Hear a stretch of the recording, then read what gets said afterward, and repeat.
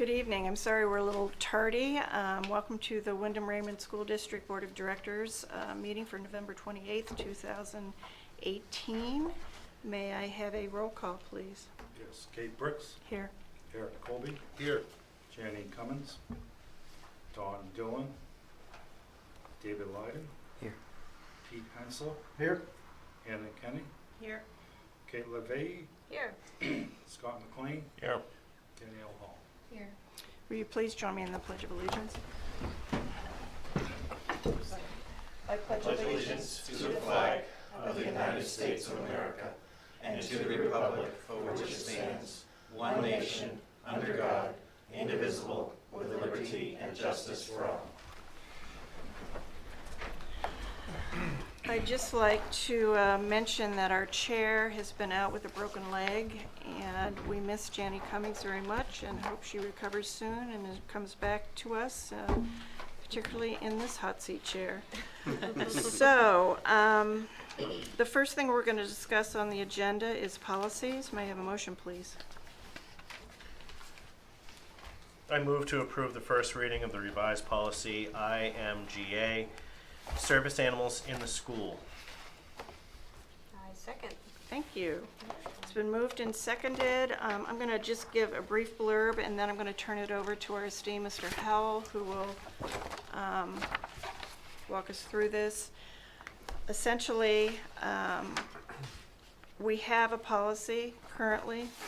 The date we approved it was 2012. And at the request of our Director of Student Services, we sat down as a policy committee to review this. And I'm going to turn it over to Mr. Howell. Sure. As Ms. Brick said, Ms. Garneau had some interest in having this policy updated for a couple purposes. One is to provide a little bit more clarification in the policy as far as when a service animal is warranted for a student. And then also, there's a growing trend, and you may have seen this in the news, with comfort pets, emotional therapy pets, and so really helping us define as an RSU when is it appropriate to have an animal in the school and when is it not appropriate to have it. And so this is the policy you see in front of you. It's a suggestion from our law firm, Drummond Woodson, and it really provides some clarification. And if I take you down to B, it's B1, whenever a service animal is in school or in school property, and then really gives us two questions to look at, whether the service animal is required because of the disability, and then the second one, which is probably the most important question, what specific task has the animal been trained to perform? Why is it there? What is its purpose? And this is the federal definition, this is the ADA definition of what a service animal is. And yes, there are students for which a service animal is absolutely appropriate, and there are other cases in which having an animal in the school is not appropriate and does not actually fit under the requirements under the law. There can be some confusion because under housing law in the federal government, you can have comfort animals, but when it comes to actually being a service animal, they have to meet a very specific definition, and the law is very specific to schools. The second piece of clarification beyond those definitions is actually under who is responsible for the service animal while they're at RSU 14. And our policy that we currently have was a little ambiguous as far as who has that responsibility. This makes it very, very clear that the student who has the service animal is responsible for the duty and care of that animal while they're on school grounds. Obviously, if we have a student who is of a younger age and when the animal needs to go outside, that we'll have people there to supervise, but for the direct care and making sure that that animal is doing what it's supposed to be doing, that's really up to the student, and it's not up to the RSU to provide an individual to perform those duties. And so really kind of two major clarifications in this policy to help us out with those situations. And we got this from Drummond and Woodson, so it's been vetted thoroughly. And just procedurally, we will approve the first reading of this. It's actually, I don't know why you would, if you're not on the committee, but if you would look at our current policy, this is vastly different than what we currently have as far as language. So procedurally, We're going to approve this first reading. At our next meeting, we're going to approve our second reading, and then we're going to delete the old policy. So that's how this is going to run. So if there are no other questions, anyone? Yep, Miniature horses? that's his favorite. How are we supposed to accommodate miniature horses? Don't ride them. Well, let's go back to questions A, is whether the service animals are required because of the disability and what the actual animal has been trained to perform. And if it is related to the student's disability and it is a requirement for them in order to be able to access the educational program, we'll need to figure it out. We do have service animals presently in the district and in the building performing buildings, I should say. At least one performing some duties for students, and we'll have to figure it out. But it does say that it's not defined as a service animal under state or federal law, so that's where I'm a little hung up. I agree. And I think that's where you have to go to the second sentence, which have been individually trained to perform specific work or tasks may be permitted. In certain circumstances. So How again, big is a miniature horse? They're very small, actually. There are some that are the size of Some people call them miniature. dogs. Big dog. Really? They're tiny, tiny. Yeah. I'm thinking like half size of a horse. No, much smaller. That's Really? a pony. Yeah. Okay. That's a pony. So I can't imagine walking up the stairs. Okay. I mean, I have a Great Dane and I've seen them smaller than my dog. I just, if I could add one more thing, another component with service animals is that many are trained that when they need to go outside, that's probably the best way to put it, Read that. that they are trained to go for extended lengths of time before having to do that, so that it actually works in a school or business atmosphere. Okay. So just to clarify then, the part about having miniature horses in the policy is they're not defined under service animals under state or federal law, but we are choosing as a district to have it in policy saying that we'll make exceptions in certain. I think our attorney has given us the advice that where we be presented where a miniature horse fits underneath those requirements, that it would be in our best interest to make accommodations and to make that situation work. All right, and that's the only other animal other than what's defined as a Right. service animal, which would seem reasonable to include. I think we're gonna, This is verbatim pup from and a the pig. attorney. I think we're gonna see maybe a majority of your service animals are gonna be dogs. All right, so my only question. Anyone else? Good questions all? All those in favor of the first reading? Opposed? Thank you. Okay. Get you a pony. Next on the agenda, we are delighted to greet Amy Chassé. Did I say that right? Amy? Who will be presenting the audit for the district. So welcome.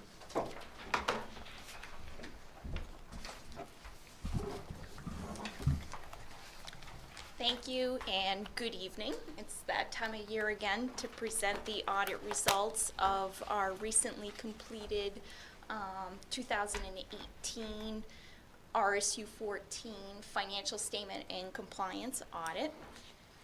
Once again, the audit went extremely well. I'd like to thank Sandy, Chris, and Stacy Webster, the district accountant, for their help. I also want you guys to know that Stacy does a lot of heavy lifting during this entire audit process, from our interim to the completion of field work and actually throughout the wrap-up stages. And she plays a huge role in getting us the necessary documents that we request and making sure that the audit is completed in a timely manner and that all of the deadlines are met. It truly is a pleasure working with her as well as the other members of the finance staff. I've prepared, and you should all have in front of you this evening, a short PowerPoint presentation, which is actually what I will review and go over. If at any time during the presentation you guys have questions, feel free to interrupt and I will do the best I can to answer any of those questions. If you turn to page 2 of the presentation, that is the summary of the audit results. In terms of the financial statements and the financial statement audit that we did, the RSU received a clean opinion or an unmodified opinion. That simply means that the financial statements were fairly stated in accordance with generally accepted accounting principles. In addition to the financial statement audit that we conducted, we also completed 2 compliance audits. One of the compliance audits was an audit required by government auditing standards. What that audit does is we're actually reporting on the internal control process, the financial reporting processes of internal controls of the RSU. In that audit, we did not report or find any material weaknesses, but we did find a significant deficiency, which is a repeat from many, many years, for segregation of duties. Simply, we have to report that significant deficiency due to the small staff size of the finance office. It's really not cost effective to hire an additional person to help mitigate that factor and alleviate that significant deficiency. However, if management and the board continues to review their monthly financial statements, that's one way to mitigate this risk. And the second compliance audit that we did was an audit required by the uniform guidance. That is a grant-specific audit. That audit is required because the school unit expends more than $750,000 in federal funds. In 2018, we tested the special education cluster, also known as local entitlement, as well as the child nutrition cluster. We did not report any findings under the local entitlement grant program that we tested, but we did have a finding while auditing the child nutrition program. That finding related to reporting. I'll mention what the reporting, it is mentioned, the details of the finding are reported in another separate report that you have, but I will discuss what that late filing was. As part of auditing the school nutrition cluster, the RSU is required to submit an income verification report to the state over the verification process of its school applications that it is required to do. That report is due to the state by November 20th. The RSU filed the report on November 27th. Although it's 7 days late, it's not a long period of time to be late, but it still was not filed by its deadline, so we are required to report that as a finding. It was discussed with management, and I'm sure this is going to be taken care of next year, but we do, as your auditors, have to bring that to your attention. There were no other findings, but there were other management letter comments that we have recommendations for that I will also go over at the end of the presentation. This presentation is going to focus primarily on the general fund of the RSU. That's just your largest fund, and that is what this presentation is made up of. I also want to mention that the thicker bound financial statement copy in front of you, the first 4 pages, or pages 4 to 8, are the management's discussion and analysis. In reviewing those financial statements, I would urge you guys to read the management and discussions analysis. It was prepared by management, and it gives some financial highlights, and it just, in management's terms, reviews or goes over any reasons why your budget may have been over or under actual based on revenues and expenditures. So I would just read the management's discussion and analysis. It makes it easier to understand the financial statements. So page 3, your fund balance. Your fund balance increased approximately $415,000 over last year. Additional disclosures over what makes up the fund balance amounts can be found on page 34 of your financial statements. I do want to point out that the $5.6 million of assigned fund balance is made up of $900,000 that was budgeted for next year's budget, as well as approximately $4.7 million, which is assigned for various capital projects within the district. All those details, or more detail, can be found on page 34.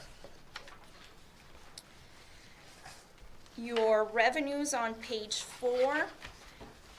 Local assessments and intergovernmental revenues go hand in hand. Basically, after your budget was passed, the state gave an additional approximately $620,000 to the school unit, of which you then adjusted your reduced the local assessments for the additional revenue that was received. Interest earned was under budget by about $56,000. That's due to greater than expected investment earnings than what you originally budgeted for.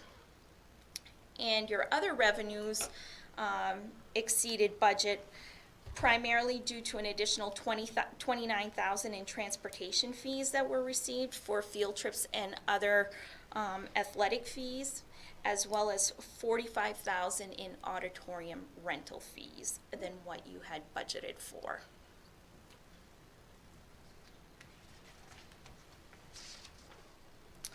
Page 5 goes over the expenditures. All of your cost centers were under budget in fiscal 2018, with the exception of school administration, system administration, and transportation. The largest fluctuation being in transportation, and that was due to an increase in special education students requiring out-of-district transportation. And unfortunately, you have to do the best you can when you budget for that, as you don't know how many students will be coming into the district that need that service. Additional savings were from teacher retirements, as well as enforcement on spending to be able to help the school unit save some money.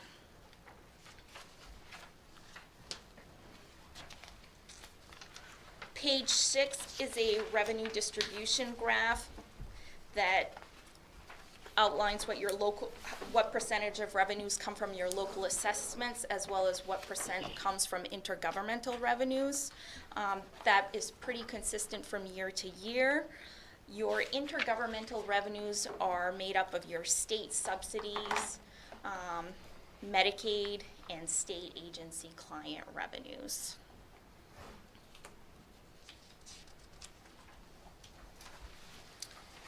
The next two graphs, on pages 7 and 8, are two pie charts that kind of break out or give an illustrative presentation of how much of where your expenses are spent by cost center.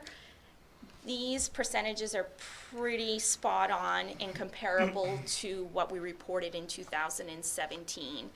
I did notice that the special education cost center line did increase from last year about 1.5%. Other than that, your expenditures are pretty comparable with that of the prior year. And the final graph that we go over are just other fund balances in the other funds aside from the general fund. Again, all are positive. And I did want to point out that the school lunch did have an end-of-year fund balance of $819, and that comes with no transfer from the general fund, which in years past, it's needed the assistance of the general fund to make it whole. So that was a difference. Yeah. you. And if you want other details on the other fund balances, those can be found in pages 47 and 48 of the financial statements. So that's the overview of your financial statements. The last thing that I want to go over are our management letter comments. And those can be found, it's going to be a bound document called Reports Required by Government Auditing Standards and the Uniform Guidance. Nice title. So this packet are the two compliance audits that I mentioned earlier that we conducted. One was regarding internal controls, the other was grant specific. And in addition to this, on page, or beginning on page 9 are where we mention the management letter comments that we had. The first one is the segregation of duties, as I went over before. It's listed as a significant deficiency, and as I mentioned earlier, it's a repeated comment. The other comment, which are just recommendations or items that we noted while we were conducting our audit, are not significant deficiencies, but plainly just comments. One of the things we noted, and this was throughout part of our audit, we test the internal controls for the majority and actually all of the student activity funds during 2018. And a common thing that we found while auditing these activity funds is that if one of the schools needs to go get some supplies, and the two common ones were Walmart and Hannaford, the treasurer is going to one of these places with a blank check, and then they go buy their supplies at Walmart or at Hannaford, they run it through the machine and it's voided at that time. But the point, or where we saw the risk, is what if something happened from the time the person left the school going to Walmart or Hannaford, or drop the check in the parking lot without realizing it's a signed blank check that, and in the pay to the order field is blank, so it's not made out to Walmart or Hannaford at that time. There's a risk that someone could find that check, pick it up, and make it out for Makes sense. a significant amount of money. So that was a concern to us. So we brought that to the attention of management, and we just recommend that rather than someone go to Walmart with a blank check, if someone needs to go to Hannaford or Walmart, if they can just pay for it personally, I'm sure we're not talking lots of money, and then submit for reimbursement from the school or from that specific activity fund. That way the process is being followed and someone is not leaving school grounds with a blank check. That's our recommendation. I think Stacy may have looked into this as whether a PO could be issued or get some sort of card for these two vendors, and they don't allow that. So this was our next best recommendation, is to simply get reimbursed, pay for it personally, and then get reimbursed for it from the district. We don't have a purchasing card? Like a card? So I think they may. one thing that we're looking at with one of our banks is something they're trying with schools, which is that you can do your own personal debit card that you can just load with an amount, and it gives you a ceiling, and so your risk then is limited to whatever you load on there for. So if we know it's going to be around $100, then you put $100 on there, and that's all that can be on the card. And then as soon as it's returned, or if it doesn't get returned, you can actually erase it for the software. And so you can run your own purchasing system that way and allow us to get rid of some of these risks. Yeah, and we did not find any fraud risks, or we didn't see any, but it's just a concern when someone leaves with a blank check.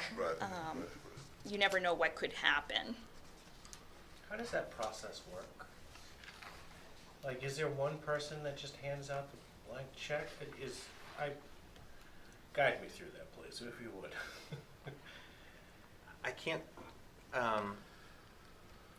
So what would happen in this case, and since it's no longer happening, but what would happen is that someone says, I need to go to Hannaford to pick up some things for this particular lab.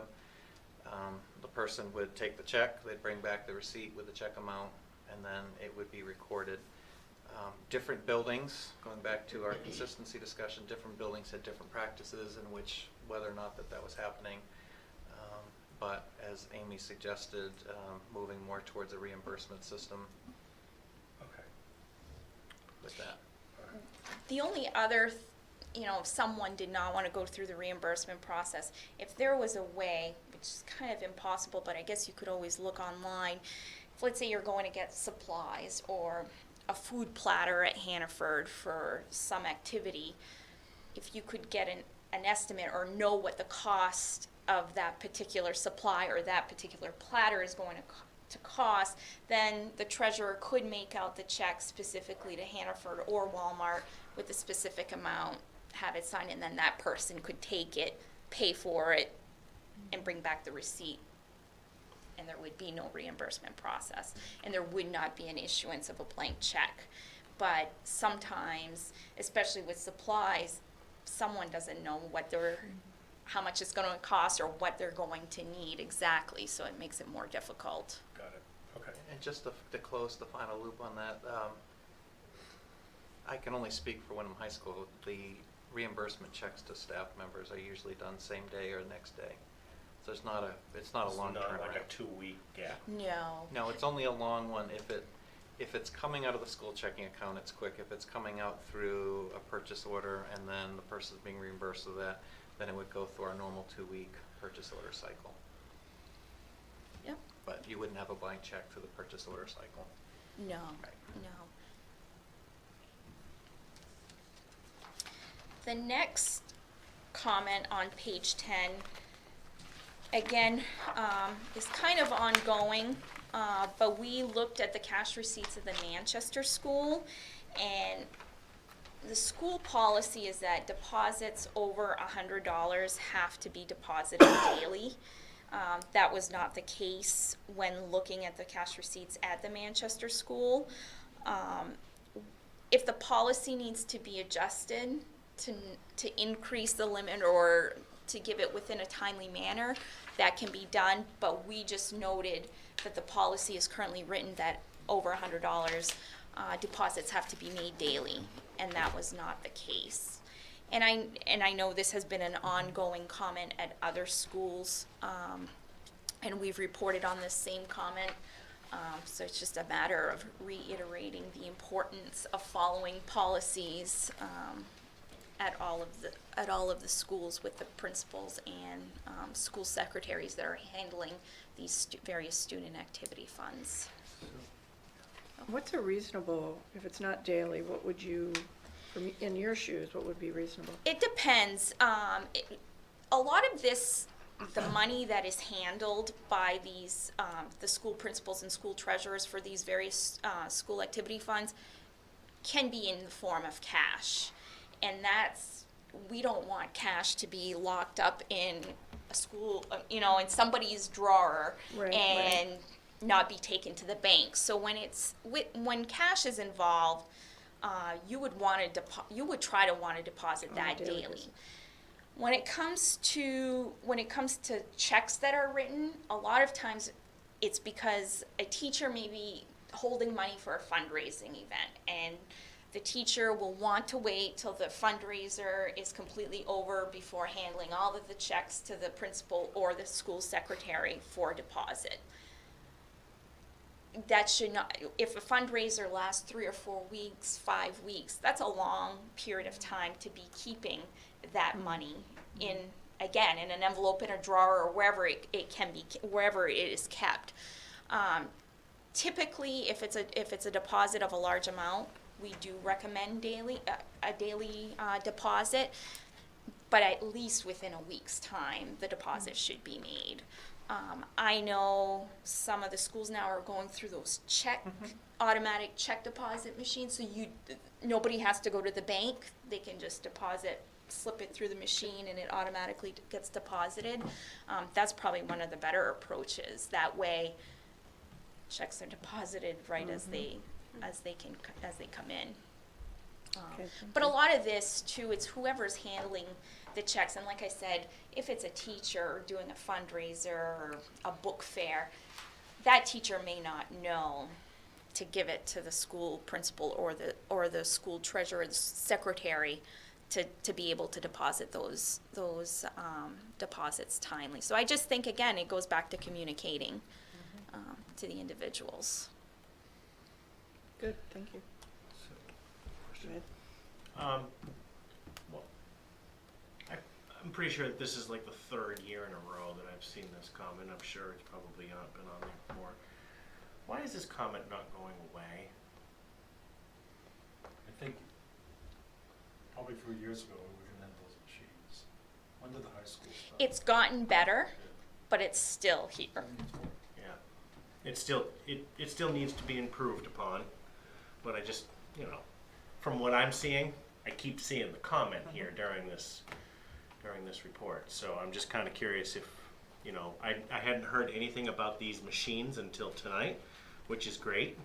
Are these machines expensive? Is it something that we can possibly get at every single school? So the high school purchased their own because of the volume of checks. The high school student activity account probably does between $200,000 and $300,000 that actually goes through that account over the course of a school year, based upon everything from laptop insurance to gate receipts to receipts from plays, from chamber singers, from you name it. So the volume that was going through required that we made an investment to do those.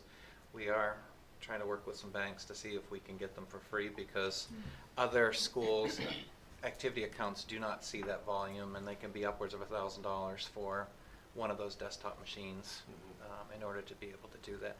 I can't speak for previous years with cash, but it's definitely a point of emphasis that we've placed on this year. Okay, good, thank you. And we have seen improvements. It's Good. just not perfect just yet. Right. We're getting there.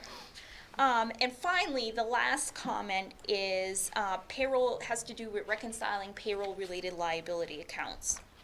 When we audited the different payroll-related liability accounts, we noted that the retirement withholding account had not been reconciled on a regular basis.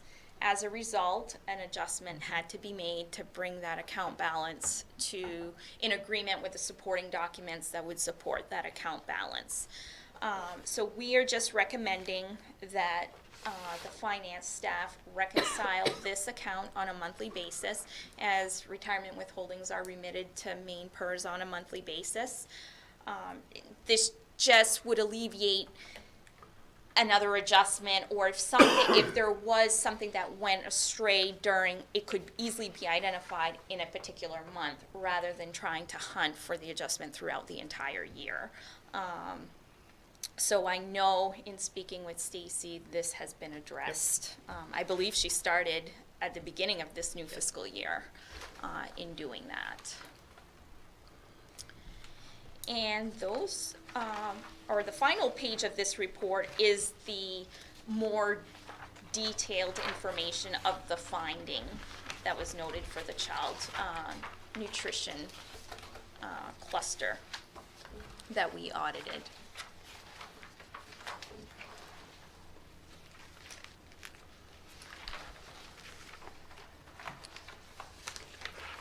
And that is it. Thank you. Any further questions? If I could just make one comment. Sure. And if I could take us to Amy's presentation, I'm going to take us to page 3, because I think it's important. This is an important piece for the public to understand. So our fund balance. So many municipalities will keep 40 to 50% of the fund balance of their operating budget in a fund balance to take care of unexpected issues that might arise. Under state law, we can only have a 3% unassigned fund balance. And just so the public knows, 3% of our budget is about 11 days of operation. Okay, so if the state misses a subsidy payment, that would be entirely eaten up by, actually, it wouldn't even cover it, by our unallocated fund balance. So what you see there for assigned fund balance, those are things that you have discussed as a board and have set aside for different capital projects. And those assigned things have paid for everything from now the RES playground update to the primary school updates that have happened to those bus loops, to a new roof that took place at Jordan Small, to other capital projects. I know we're looking at a capital project for a boiler at the high school. So that assigned fund balance does need your approval, and you do go through that approval process, but that is being set aside to make sure that we're taking care of our $80+ million worth of assets that we have for our buildings. So that even though $1.3 million may sound like a lot of money, in the case of the RSU budget, it's only a few days that's there. And so Amy has been working with us to make sure that we're staying within that 3% limit that's prescribed by law. We haven't seen any instances so far where the state has withheld state subsidy payments because a school district or an RSU may be over its 3%. But you still want to, it's a law, it's a rule, it's a statute. You want to remain under the 3% requirement. Okay, just thought it would be important for everybody to know that, anyone who may be watching tonight. Good explanation, thank you. Any other questions? Yeah. Go ahead. I have a question as far as the page 5 on your presentation. Okay. There's a pretty big variance with the regular instruction, and I was just hoping that somebody might be able to shed a little light on that one. So I'll go ahead and take it. I think I had the same question when I looked at this. A couple things we looked at is that we did have some significant retirements that took place, and so for what was budgeted for positions and then what actually filled in for positions was quite different. And so we started to see a little bit of a gap like that. Also, if I remember correctly, in this particular budget year, there was a soft freeze that was put into place, being a little unsure, if I remember correctly, with where we were going to finish up with some year-end balances. And I think that contributed to it as well, as far as making sure that we were fiscally sound in this particular year. Okay. But I do know much of that was we had budgeted for some positions and then people ended up retiring. And any time that you bring someone in at a lower level, then you end up with a turnover savings. And I think that's why some of the significance. That is the majority of it. Yeah. It is. It is, yeah. Okay. And also, if I could just speak to on some of the other ones with school administration and system administration, you did also have some significant retirements there, but also with those retirements, there are retirement payouts for longevity that were higher than probably what was budgeted for, which would then have those things gone over what their budgets actually are. Anybody else? I just have a question. Sure. Since this PowerPoint wasn't projected on the TV, is there a place where the public can find this? We can post it on the website. I have an electronic copy, so we'll get that posted tomorrow. Perfect. Excellent. Anyone else? No? Thank you very much. Thank you. Thank you. Appreciate you coming out. No problem. Next on our agenda is to authorize amendments to the MSMA Group Insurance Declaration of Trust. May I have a motion, please?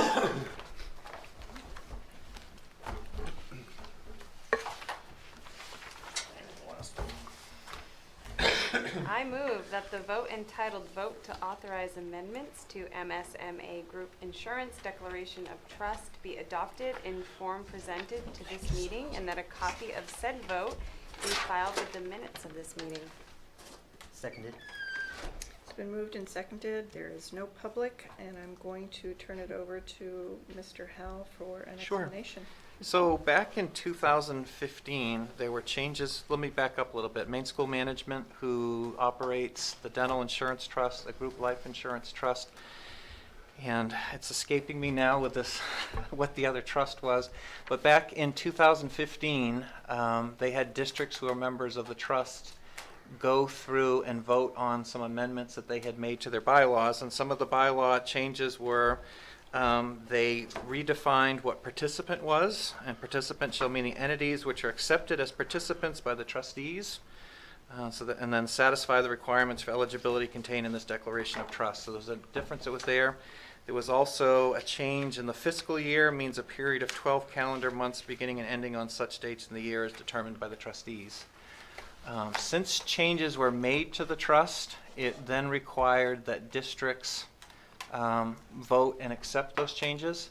For some reason, back in 2015, the board at that time voted on 2 of the 3 trusts, but did not vote on this one insurance trust. So we found we've sent records for the other 2, but as a member of Maine School Management and those insurance trusts, this is a vote to accept that we accept that language change. Any board comment? Questions? All set? All those in favor? It is unanimous, thank you. May I have a motion to adjourn? I move to adjourn. May I have a second? Seconded. Thank you, it's been moved and seconded, all in favor? Thank you very much, good evening, everybody.